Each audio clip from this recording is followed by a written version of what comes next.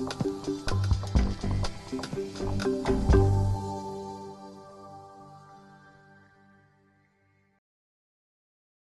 am Fee Hills, and I am going to get started because we're really tight on time, and I'm really upset that we've only got 40 minutes. You won't be, I'm just saying, okay? So, and I'm going to introduce the Mind Warrior sort of experience, shall we say. It's not quite out yet. It is out, but it's not. It's being tested with a few companies now, but it's based on. It does sit on the basis of cafe style. So who's heard of cafe style? Learning.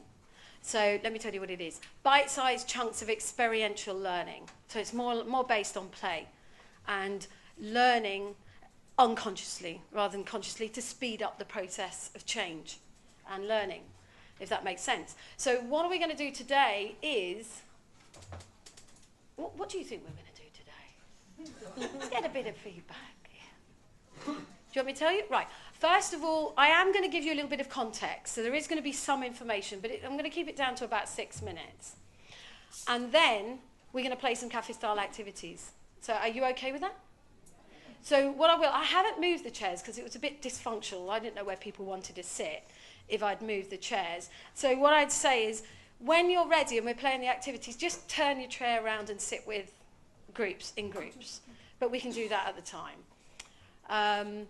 Okay, so let's get started with a little bit of context, because unless we have some context, who's expecting to understand and who knows a lot about human tech culture and what it is, why we need it?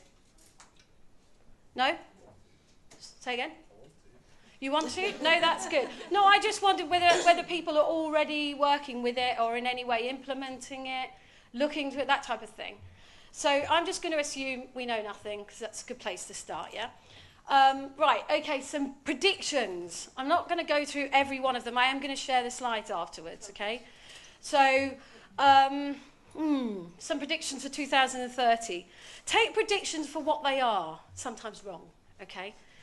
But they are, these some of the predictions, like job loss and job changes, job disruption, that's quite accurate in terms of what they do know. So definitive losses, definitive disruption. Now, bear in mind that 2030 is only 12 years away. This frightened me a little bit because I still thought it was 2008. And I realise it's not. There's a 1 in the middle. So robots could replace roughly about 1 billion jobs, 800 million jobs in the world. Now, bear in mind there's 7 billion people on the planet, or there or thereabouts, but they're not all working, okay? So we might be talking about as much as 30% of the global job market changing, disrupting, because of, well, not just AI, but AI is a big culprit, and that's the one we're going to focus on, okay? And then you've got things like drones delivering 25% of packages really across the world, this said US. And by 2030, 8 to 9% of new occupations. Now, here's where the culture change comes in. What occupations? Now, if we knew what these new jobs were, we would be inventing them.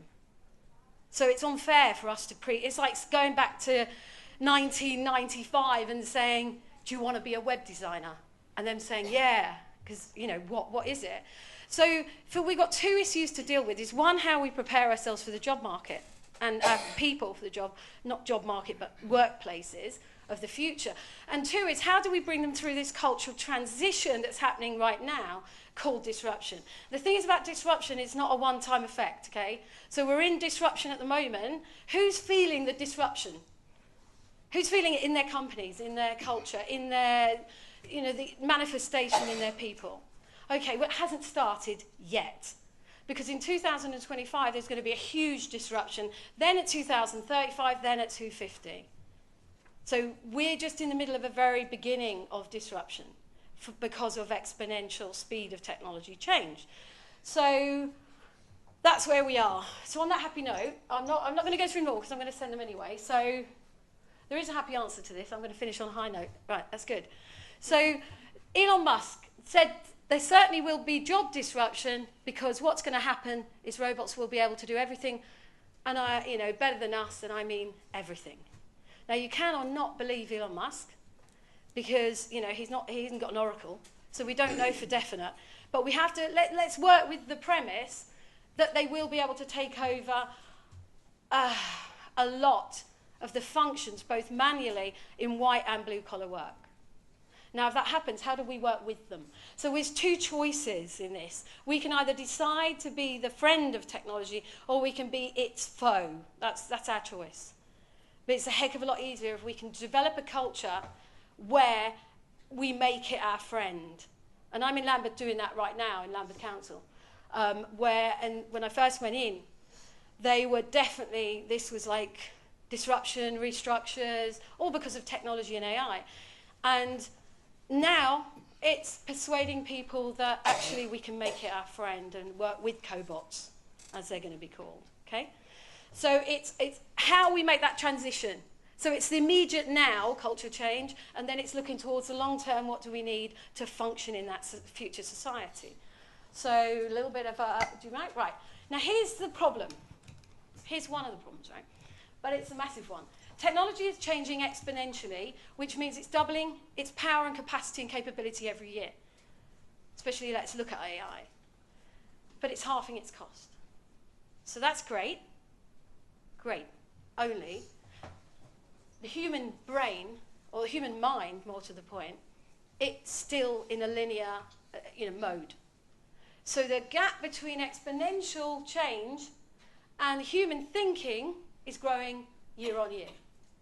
So there's a gap change, and this is what we're feeling. We're feeling the output of what that is. And so we really have to help close that gap quickly, and we don't have a lot of time. So in 5 years' time, if it's exponential, it's doubling every year, you don't need to be Elon Musk to realise that it's going to be extremely disruptive. Now, who is experiencing disruption in their workplace right now as far as people's concerned? And just give me a couple of things, shout out a couple of things that you're seeing out of it. Mental health issues. Okay. And anybody else?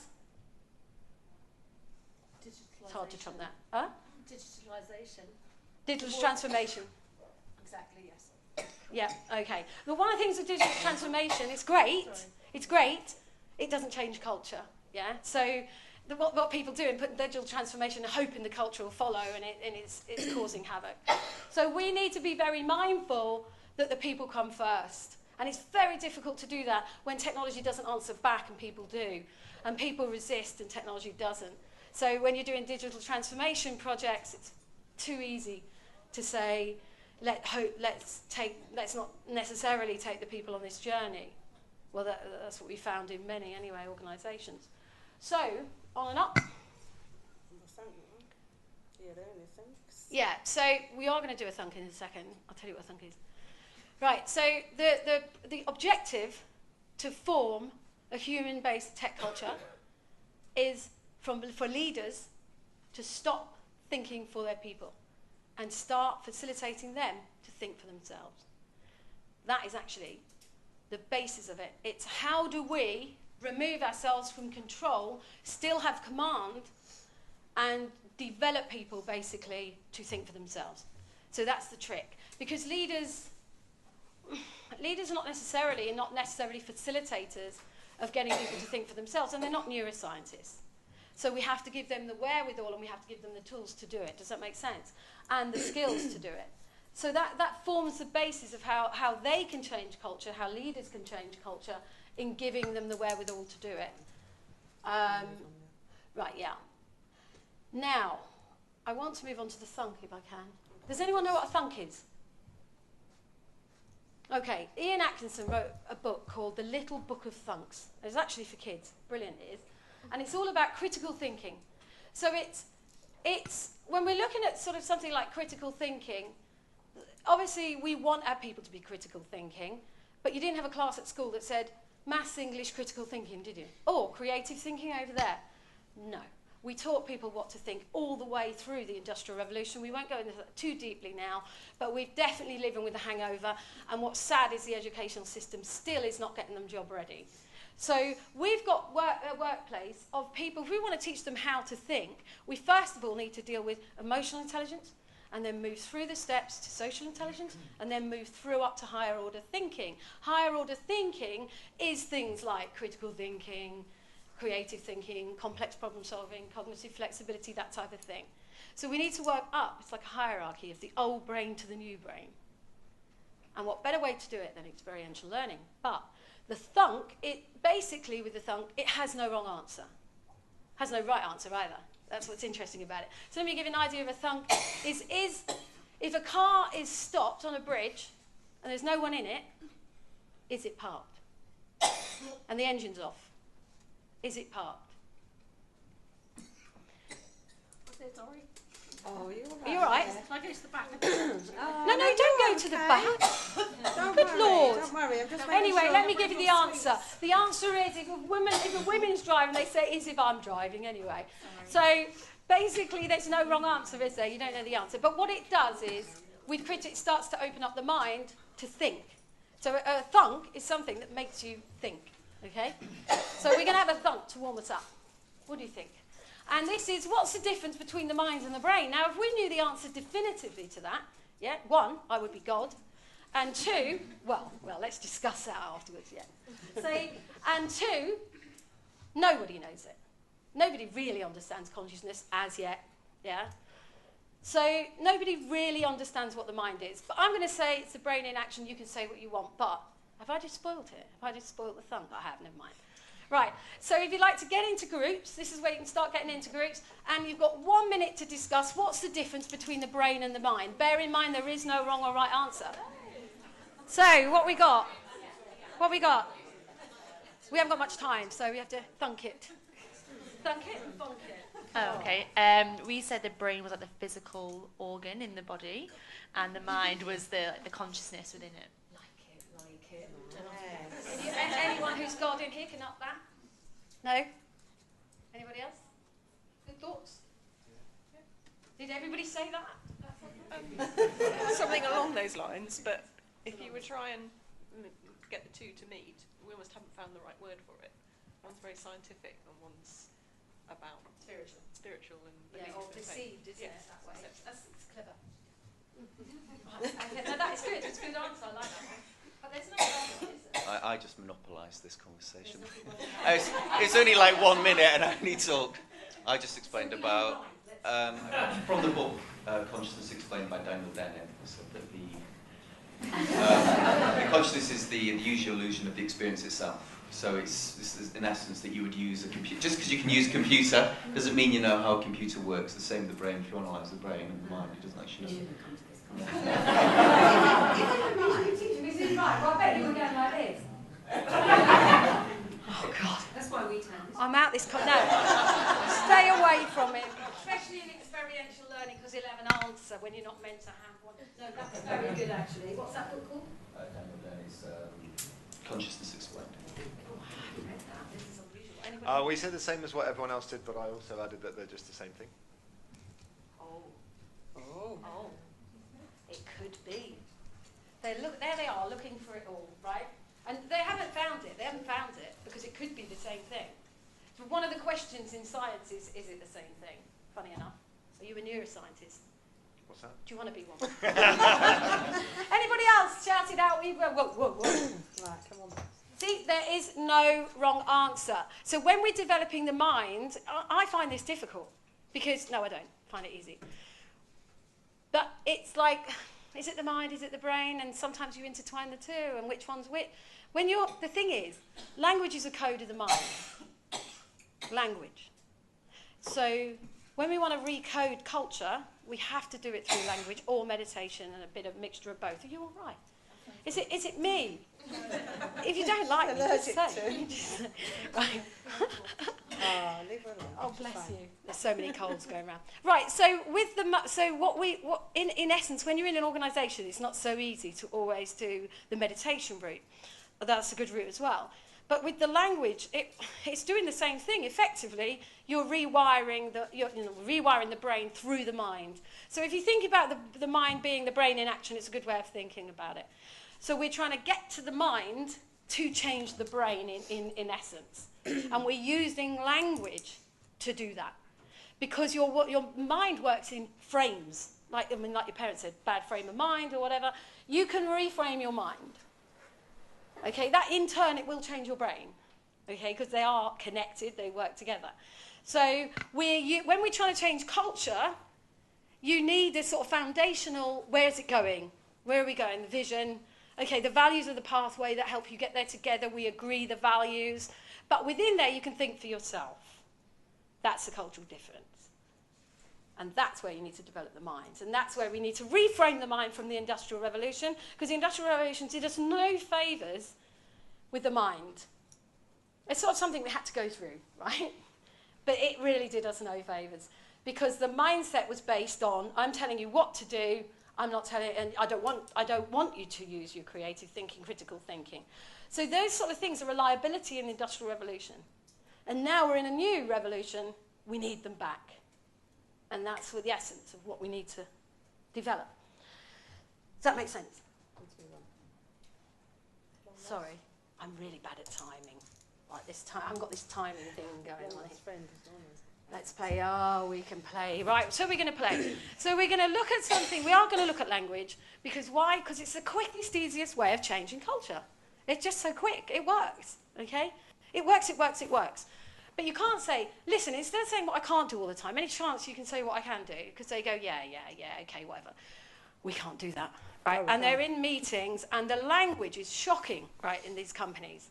And it's the language that's dictating the toxic culture, right?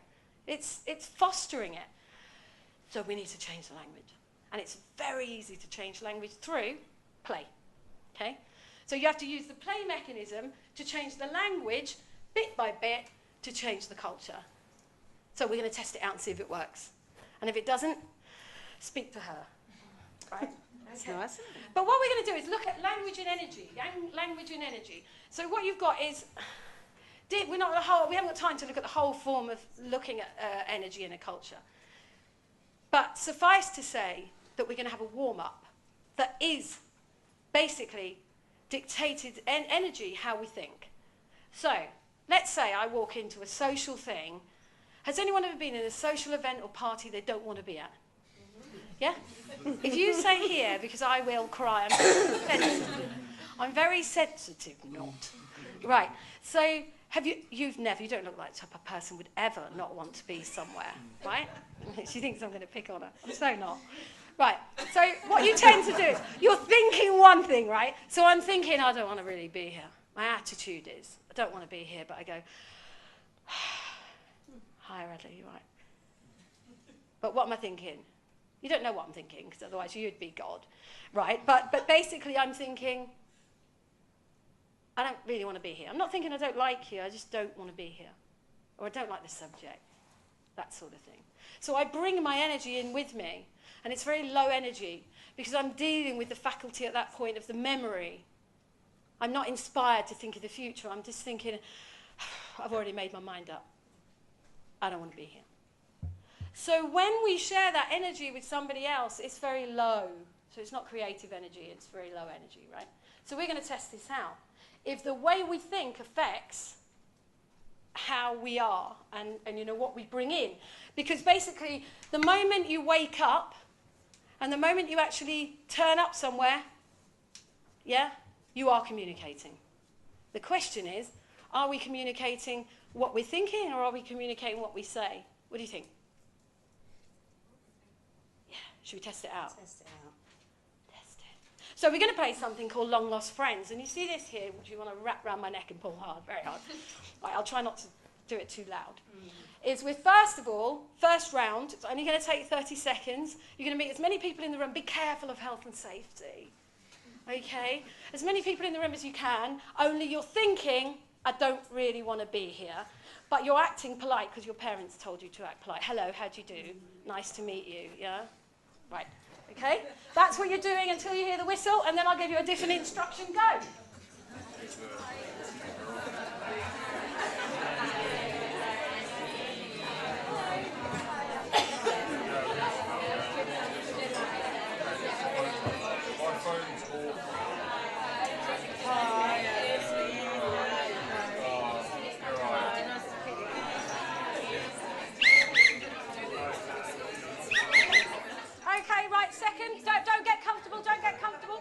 Okay, second, you're going to do exactly the same thing, only this time, they're your long-lost friend. Off you trot.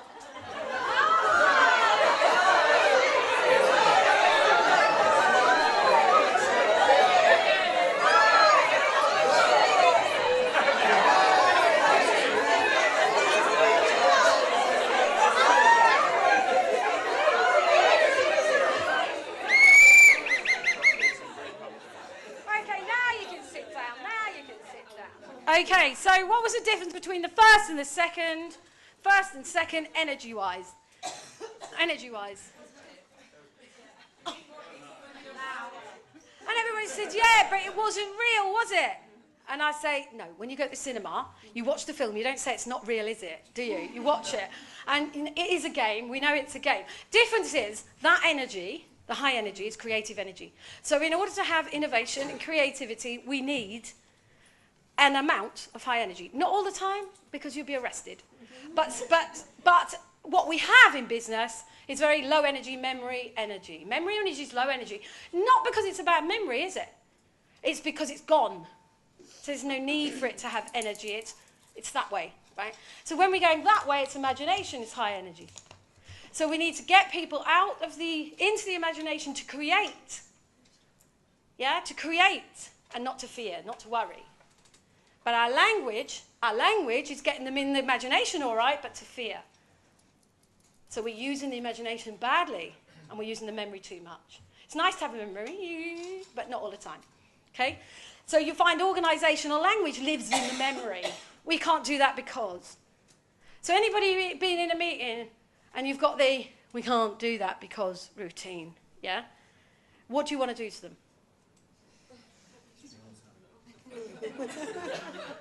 I do it. I always find if you play it out, you feel better, yeah? Yeah.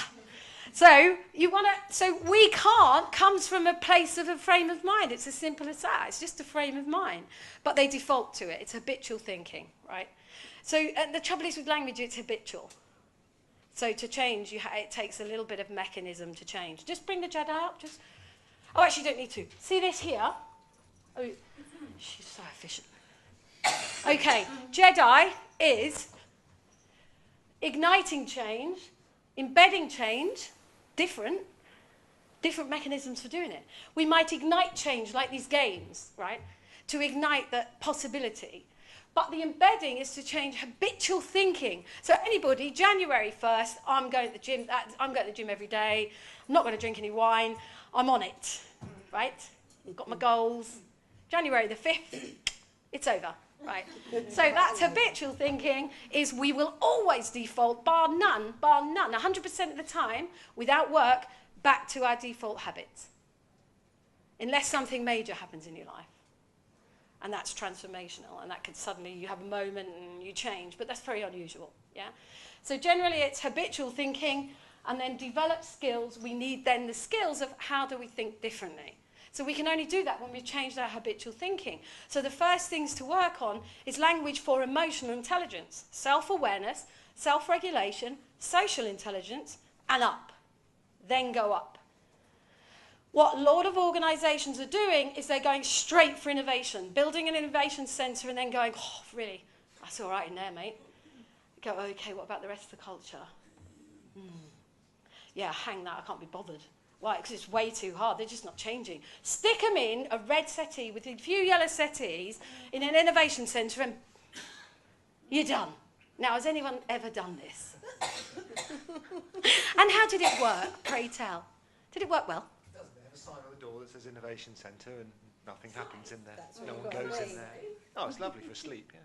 Really nice and pretty. Right. Okay, that's not culture change. So we do need an innovation centre and we need a virtual one, very important. You've got to connect it over to the business. Over to the business. So almost like emotional intelligence, social intelligence, develop the mind, and over here link it to an innovation centre, now it will work. So it's not rocket science, because if it was, I wouldn't be doing it, because I'm a little bit thick. Okay? Right, well, let's play some games.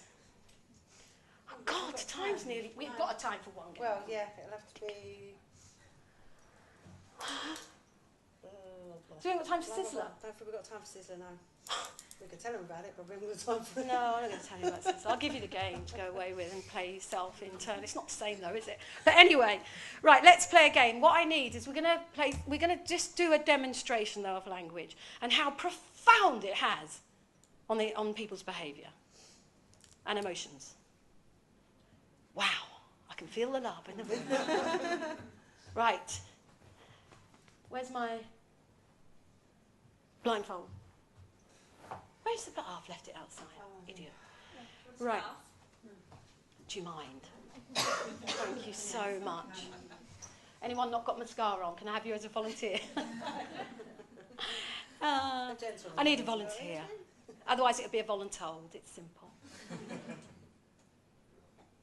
It's not bad. It's not role play or anything like that. Come on, I'll empty the building. Come on. Yeah. Okay, I need another volunteer. So this is called trusted guide. So we're going to basically guide. One's going to be the guided. One's going to be the guide. I forgot. So I need somebody else to guide. You don't mind being the guided? Do you run and get me? Well done, ready. Okay, well done, well done. Clap, clap, clap, clap. Okay, now here's how this goes, okay? What I want you to do is don't think you've got nothing to do, because you have got something to do. You're observing everything, the language, the non-verbal, all of it. So you're observing how they're reacting, their attitude to it, and trying to work out what they're thinking, okay? So what you're doing is you're guiding them, but you're telling them what you don't want them to do for the first round, okay? So one of the problems with language is we tend to throw the baby out with the bathwater and say, you know, command and control has to go. Okay, no, control has to go. Command must stay, we need leadership, okay? So command is I tell you what I do want. Control is I tell you what I don't want, okay? So when I tell you what I don't want, the brain has to work doubly hard, which we don't want. And also, bear in mind it's using 25% of your energy levels, yeah? And not alone that, it also is, I'm not going to spoil it because I want the outcome on the emotions from them, okay? So what you're going to do is, let me just do it. You're basically taking one step forward, but you're saying it in the negative. So you're saying don't take one step to the left, don't take one step to, and you're going to guide, it's Radley, isn't it? But don't worry about it. I'm quite happy to call that. Oh, sorry. Right. I'm looking at the name. Rachel. Rachel. Right, so what you're going to basically do is, if you're okay with this, when you're blindfolded, you've just got to do whatever Kate tells you to do, and but you're telling her in the negative for the first time round. Okay? And then I want you to concentrate on how it makes you feel. Don't intellectualize it, just how does it make me feel? Okay? Be careful of how you lead her because of health and safety. Yeah. Okay. Yes, please.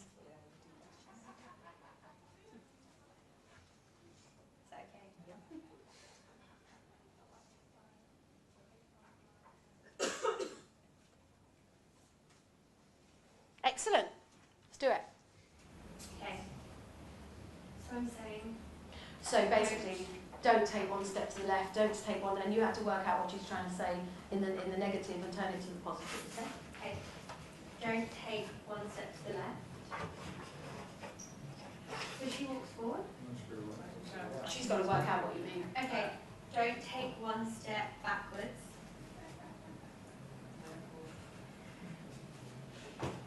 Don't take one step to the right. Don't take one step backwards. Don't take one step to the left. Don't take one step backwards.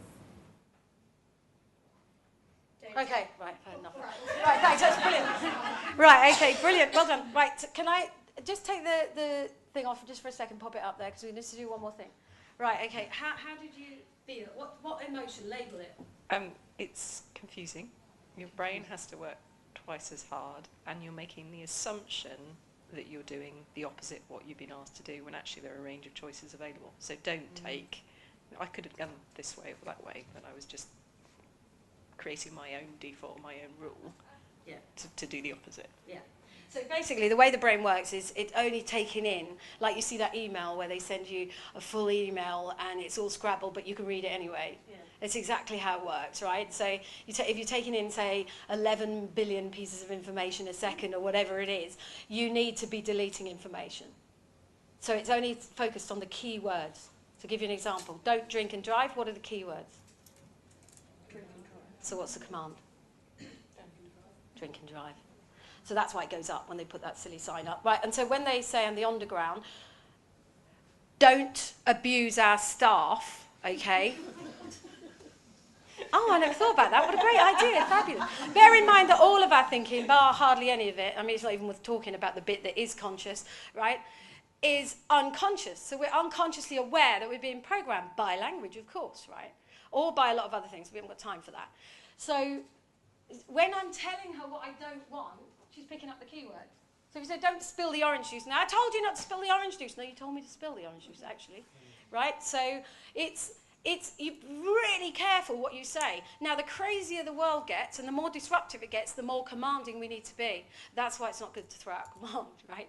So we need to tell people what we do want them to do.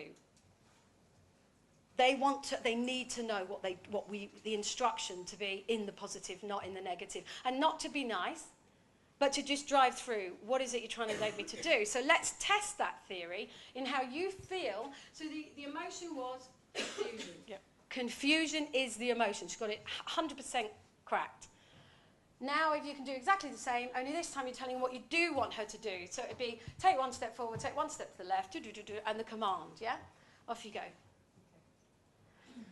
Bear in mind health and safety. Right. Just saying there's only really one direction. Oh, she'd be useless in the game. Right, okay, come on. Use your imagination. I would take one step back. Take one step back. Take one step to the right. Take one step to the right. Take 2 steps back. Take 2 steps to the left. Okay, well done. Right, let's just. Sorry. Okay. Well done, yeah, please. Right, name that emotion. That was quite good fun. Right. So amongst when we're leading people, when we're leading them, we're directing them to a place they don't yet, they don't know where they're going. It's like a black hole, isn't it? Because it's uncertain. So we have to be commanding to make them feel safe. Okay? So that's why we give them a clear direction, a clear vision. We give them values so we all know what the basis, the foundation of what we expect round here is. So that lies at the foundation of it. But then the language starts to build the infrastructure of culture. And then you systemize it. So when we all change language, guess what? The whole thing changes. And it works. We're doing it at Lambeth Council now. And it's working a treat. So we tested the whole Mind Warrior thing on Lambeth. And they are brilliant, I have to say. For how many minutes? 5. 5? Not 10? Not 20? Yeah. Can you give her those beautiful hands? Thank you, Claudia. You got your scarf back. Thank you so much for that. It's the blindfold is actually on the desk outside. I mean, right. So questions. Suzanne, I'll give you an outline of the Mind Warrior. But I know we only have a taste, so we have 500 games, okay? And the reason we have 500 games is because if there's a problem, you can change it with a game. So we pull out the problem, fix it with a game. Bless you. So you fix it with a game, and it's a safe space where people can test and transform in a safe space. You're not telling them what to change, because that won't work anyway, consciously. But when they experience something and think, now they can buy into it. So now it sticks.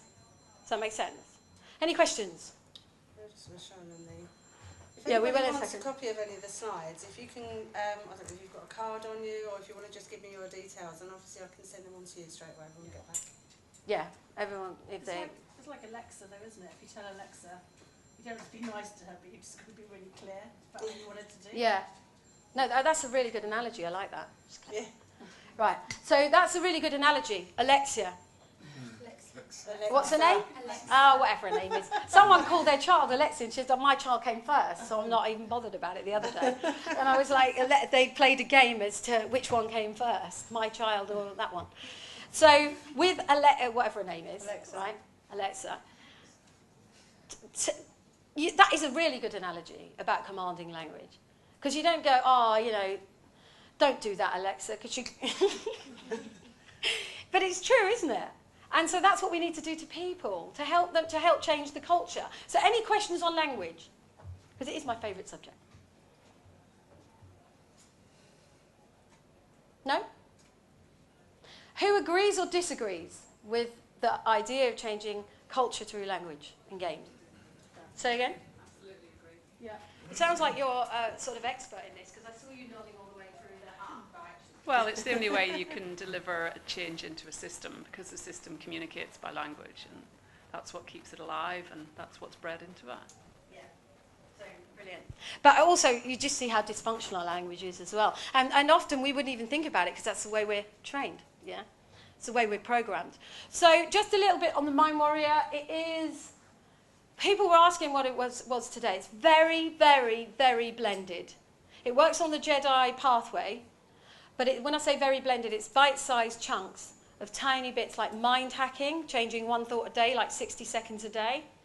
And then it'll have like 5-minute videos in, and workbooks. It's very blended. And like in Lambeth, we'll then go in and do the workshops and things like that, and lots of other things. Whatever it takes to infiltrate that change is really what needs to be done, using the philosophy, the same philosophy that we know works.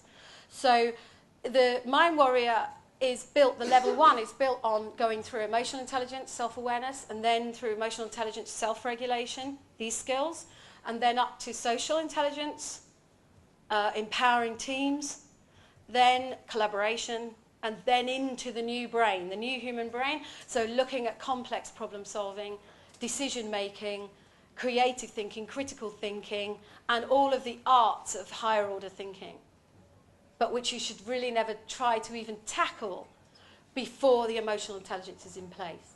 Does that make sense?